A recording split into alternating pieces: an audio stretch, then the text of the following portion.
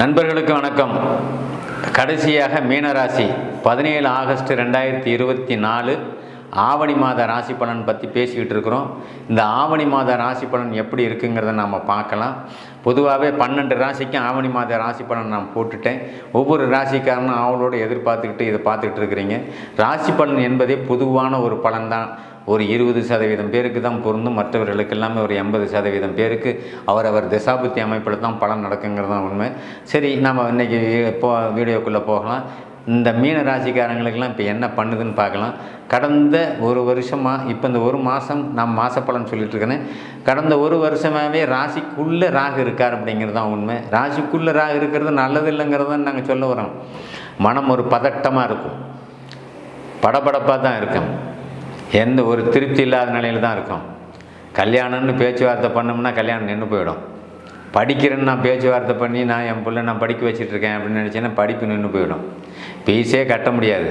Fees கட்டுறன்னு போய் ஒரு பாதி பணத்தை கட்டுவீங்க, அந்த பணமும் போயிடும்.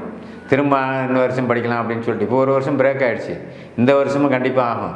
ஏன்னா அடுத்தது உங்கள் ஜென்மத்துக்குள்ளே இப்போ விரைவு சனி ஓடிட்டுருக்காரு. நான் மாதப்பழம் தான் சொன்னீங்க. என்னங்க சார்? ஆமாம், மாதப்பழம் தான். இந்த மாதம் நீங்கள் எவ்வளோ ஒரு பின்விளைவுகளை சந்திப்பீங்கன்னு சொல்லணும்ல. இதில் நன்மையும் இருக்குது, தீமையும் இருக்குது இல்லையா? பின்விளைவும் நீங்கள் சந்திப்பீங்க அப்படிங்கிறது சொல்ல வரணும். முதல்ல கெட்டதை சொல்லிடலாம், அப்புறம் நல்லதுக்கு வரலாம். நல்லது சொல்லிட்டு அப்புறம் கெட்டது சொன்னால் பயம் வந்துடும் இல்லையா? முதல்ல கெடுதல் சொல்லிடுறேன். அப்படிங்கும்போது விரயம் அப்படிங்கிற ஒரு அமைப்பு இங்கே ஏற்பட்டுட்டு இருக்குது. எந்த ராசிக்கு எந்த ஒரு தொடர்பும் இல்லை. எந்த தொடர்பும் இல்லைன்னா என்ன? ராசியோ குருவோ சுக்கிரனோ பௌர்ணமி சந்திரனோ இந்த பார்வை இல்லாத ஒரு அமைப்பு. ரெண்டாவது, ராசிக்கு 2 9ஆம் பாக்கியாதிபதியினுடைய தொடர்பும் இல்லை. யாருடைய தொடர்பும் இல்லாமல் அந்த இடத்துல ராகு இருக்கார். இதில் அந்த ராசிக்கு நெருங்கிக்கிட்டு இருக்கார், சனி நெருங்கிட்டு இருக்கார். 12ஆம் இடம் படுக்கை அறையை குறிக்கக்கூடிய இடம். படுக்கை அறைக்கு 2 விஷயம் வருங்க. நிம்மதியாக தூங்குறியா இல்லை நிம்மதியாக இல்லாமல் தூங்குறியா? படுக்கை சுகம் உனக்கு உண்டா? நிம்மதிக்கு எப்போ கெடும்? கடன் பட்டால் நிம்மதி கெட்டு போயிடும், தொழில் கெட்டால் நிம்மதி கெட்டு போயிடும். பிள்ளைங்க நல்லா இல்லை, பிள்ளைங்க சரியில்லைன்னா தொழில் கெட்டு போயிடும். பிள்ளைங்க நல்லா இல்லை தான், பிள்ளைங்க ஒழுக்கமாக இல்லை, பிள்ளைங்க தவறான பாதையில் போயிட்டுருக்குறாங்க. ஏன் அப்படின்னா குரு வீட்டில் ராகு, அவர் சுபர் தான், ஆனால் குரு வீட்டில் ராகு. குருங்கிறது குழந்தைகளை குறிக்கக்கூடியது. அந்த குரு செவ்வாயோட இணைஞ்சி அவர் அங்கே இருக்கார். அவர் ஒரு விதமான லக்ஸரியாக இருப்பார். அப்படின்னு என்ன, உன் குழந்தை குறுக்கு வழியில், நிறைய குழந்தைங்க குறுக்கு வழியில் செலவு பண்ணிக்கிட்டு ஜாலியாக வேறு மாதிரின்னு அதை ஓப்பன் பண்ண முடியாது. வேறு மாதிரி தவறான பழக்க வழக்கத்தில் செலவு பண்ணிக்கிட்டு காசே இல்லைன்னா அவனுக்கு எப்படி காசு கிடைக்குன்னு தெரியாது. அந்த மாதிரி செலவு பண்ணிக்கிட்டு படிக்க போனால் படிக்க போக மாட்டான், வேறு எங்கேயோ போயிட்டு வேறு பசங்களோடு சேர்ந்துக்கிட்டு சாயங்காலம் கரெக்ட் டைமுக்கு வீட்டுக்கு வர்றது, இந்த அமைப்பில் இருப்பாங்க. மீன ராசிக்காரங்க சின்ன வயசில் இருக்கக்கூடிய அந்த குழந்தைகள் பெற்றவர்களை ஏமாற்றிக்கிட்டு இருக்காங்கன்னு நான் சொல்ல வரேன். பெற்றவர்களை ஏமாற்றி பெற்றவர்களிடையே இப்போ ஸ்கூலுக்கு ஃபீஸு கட்டணும், அதை கட்டணும், இதுக்கு செல்லணும் அப்படின்னு சொல்லி பொய்யை சொல்லி காசு வாங்கிட்டு போய் தவறான பழக்க வழக்கத்தில் செயல்பட்டுக்கிட்டு தப்பாக போயிட்டு இருக்காங்கிறது தான் உண்மை. அந்த தவறான நடவடிக்கைகள் பழக்க வழக்கங்கள் எல்லாமே அட்வான்ஸாக 2 வருஷத்துக்கு முன்னே வந்துருச்சு. அதனால் ரொம்ப எச்சரிக்கையாக இந்த மீனராசிக்கார குழந்தைங்களை பெற்றவங்க பார்த்துக்கணும்.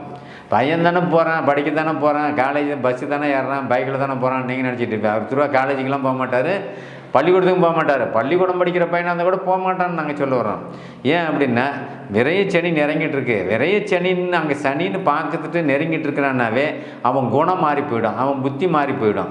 அப்போ அவன் என்ன பண்ணுறான், எங்கேயோ ஒரு இடத்துல போய் வேலை செஞ்சு 10 ரூபா சம்பாரித்து நம்ம செலவு பண்ணலான்னு நினைப்பான். அப்போ படிப்பு அவன் விட்டுட்டு வேலைக்கு போகலாங்கிற எண்ணத்தை தூண்டுறது. அந்த காசு நீ கேட்டால் நீங்கள் கொடுக்க மாட்டீங்க, எதுக்குன்னு கேட்பீங்க. அவருக்கு செலவு தேவைப்படுது இல்லையா? அந்த செலவுங்கிறது அவன் தவறான செலவுக்கு உங்கள்கிட்ட காரணம் காட்டி கேட்பானா என்ன? தவறான செலவுக்கெல்லாம் காசு அவன் காரணம் காட்டினா நீங்கள் கொடுக்க மாட்டீங்க. அது பொய்யை சொல்லி எத்தனை நாளைக்கு வாங்க முடியும்? இப்படியே 2-3 வருஷம் கடந்து போச்சு. அந்த மாதிரி தப்பான ஒரு நோக்கமும் சிந்தனை இருக்கக்கூடிய இளைஞர்களுக்கு எல்லாமே நம்ம சொல்கிறது என்ன அப்படின்னா, பையன் தவறான ரேட்டில் போகாமல் பெற்றவங்க பார்த்துக்கணும்னு நாங்கள் சொல்ல வரோம். அதே சமயத்தில் மருத்துவ செலவு போன்ற விஷயங்கள் பெற்றவங்களுக்கும் வரக்கூடிய அமைப்பு. பெண் பிள்ளையாக இருந்துச்சுன்னா பொம்பளை பிள்ளைங்களுக்கு மருத்துவ செலவு கூடுதலாக வரக்கூடிய ஒரு அமைப்பு. இப்போ 50 வயசில் இருக்கிறாங்க, பிள்ளையை கல்யாணம் பண்ணி கொடுத்துட்டேன், அதுக்கு ஒரு கடுமையான நோய் தாக்குதல் ஏற்படும். கொடுத்த இடத்துலையும் அவன் செய்ய முடியாத, முயற்சி பண்ணி பார்த்து செய்ய முடியாத அளவுக்கு அங்கேயும் கஷ்டங்கள் இருக்கும். நீங்கள் உதவி செய்கிற மாதிரி ஒரு சூழல் வரும்.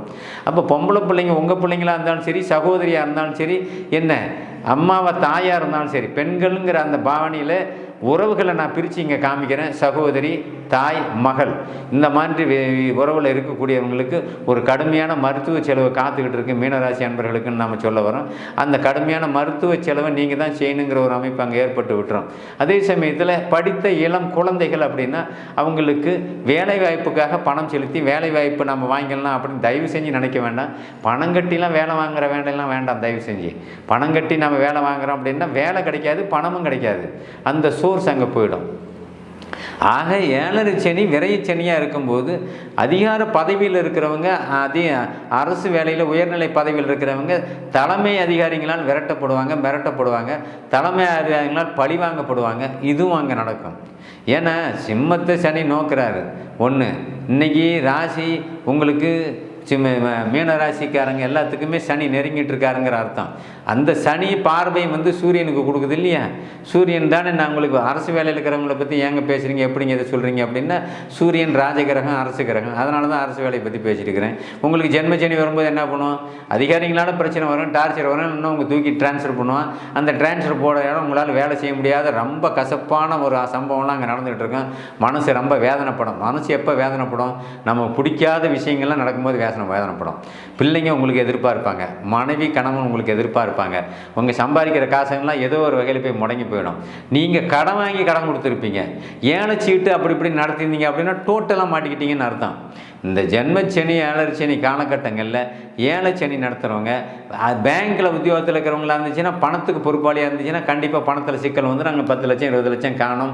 இல்லை யாருக்காவது நகை கடன் கொடுத்துருப்பீங்க, அந்த நகை கடனுக்கு நீங்கள் கையெழுத்த சைன் வாங்காத இருப்பீங்க.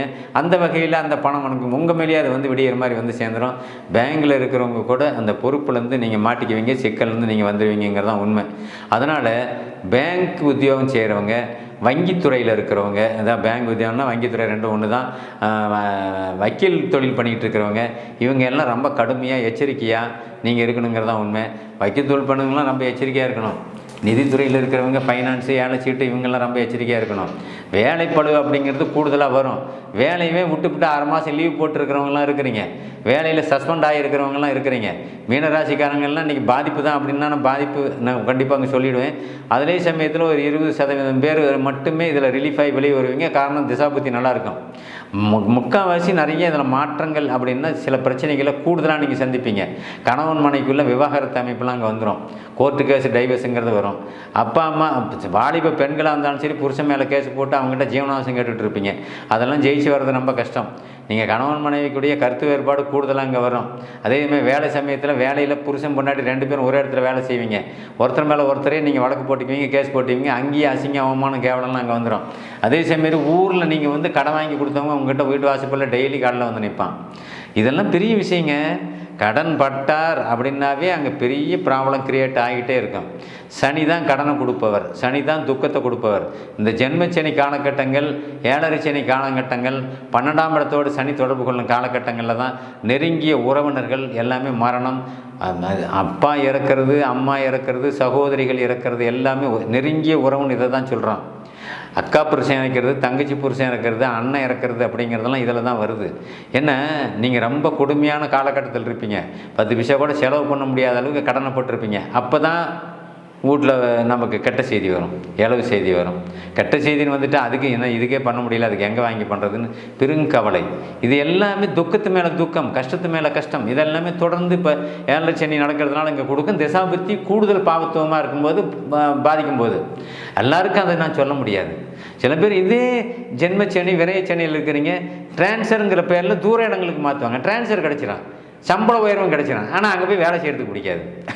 உங்களுக்கு எல்லாம் சந்தோஷமாக கிடைக்கும்னா கண்டிப்பாக கிடைக்காது. இது ஒரு சந்தோஷம் ஒரு பக்கம், அதே சமயத்தில் ஒரு இடத்துல ஒரு துக்கமும் ஒரு பக்கம். வேலை கிடச்சிருச்சிங்க, சம்பளம் அதிகம் தாங்க, ஆனால் அந்த இடம் பிடிக்கலிங்க, அங்கே போய் நாம் எப்படிங்க செய்கிறது, திரும்ப மாற்றுறங்க, திரும்ப ஒரு 5 லட்ச ரூபா லாஸ் பண்ணுவீங்க. அந்த பணத்தை கட்டி திரும்ப பழைய இடத்துக்கு வேறு ஏதாவது பக்கமாக ட்ரான்ஸ்ஃபர் வாங்குவீங்க.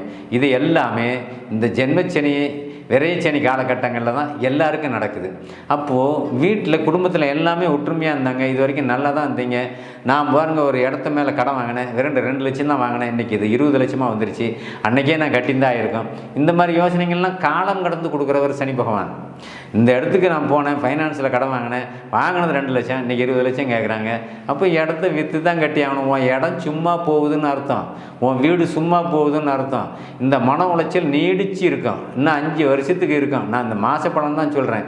இந்த மாத பலன்லேயே இவ்வளோ சிக்கல் இருக்குது அப்படின்னா உங்களுக்கு 7 சனி முடிகிறதுக்கு 4-5 வருஷம் கூடுதலாக இருக்கும். அப்போ அந்த வருஷம் முடிகிற வரைக்குமே இந்த துக்கம் அப்படிங்கிறது, ஏன்னா ஒரு விஷயங்களில் மிகப்பெரிய நஷ்டங்கும் போது அந்த துக்கத்தை கடைசி வரைக்கும் நீங்கள் சந்திச்சுக்கிட்டு தான் இருக்கணும். அந்த அமைப்பில் இன்றைக்கி மீனராசிக்காரங்க எல்லாமே கடுமையாக ஒரு பாதிப்பில் இருப்பீங்க. அதில் கூடுதலாக பௌர்ணமி அமைப்பிலேயே தசாபதி சாதகமாக இருக்கிறவங்களுக்கு எல்லாமே சாதகமாக நடக்கும். நன்றி, வணக்கம்.